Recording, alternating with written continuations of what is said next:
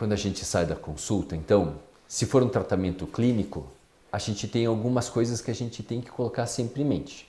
Por exemplo, uso de antibiótico, sempre no período que a gente passa para vocês. Nunca use menos e nunca use a mais. Por quê? Resistência à antibiótico terapia é um dos grandes problemas que a gente tem hoje em dia. A responsabilidade é muito grande do médico e do paciente com o uso de antibiótico. Então, sempre antibiótico tem que tomar na dose certa, no tempo certo e no período que a gente selecionou para vocês. As outras medicações muitas vezes são de suporte para melhorar a dor do paciente. Essas você pode suspender. Por exemplo, eu não tenho mais dor quando eu estou com a minha sinusite. Eu tenho que manter o antibiótico? Eu posso suspender os remédios que são os analgésicos? Até mesmo os anti-inflamatórios? Pode, porque muitas vezes eles são sintomáticos. Então você pode suspender. Efeitos colaterais que as medicações podem trazer para a gente. Isso é uma coisa que é impossível de saber. Eu vou falar de mim, como paciente mesmo. Corticoide é uma medicação que eu tomo, me faz muito efeito colateral. Eu tenho insônia, faz inchaço, eu tenho palpitação no meu coração, mas são efeitos adversos da medicação.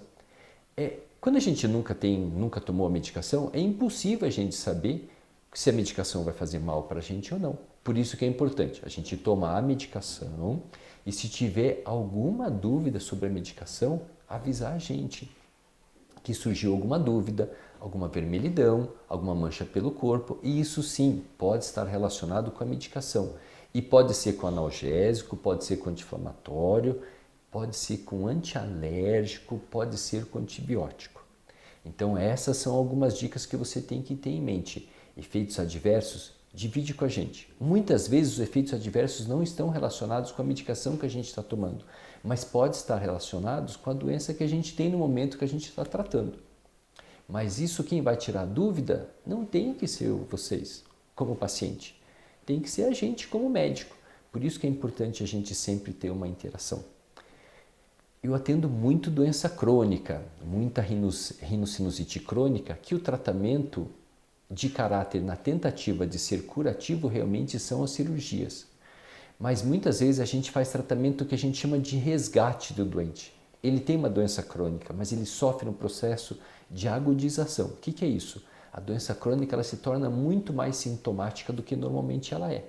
Então a gente explica para o paciente, você vai fazer uso de antibiótico, mas por um período X, o antibiótico ele não vai resolver seu problema clínico, porque muitas vezes o problema que a gente tem que resolver é de caráter cirúrgico.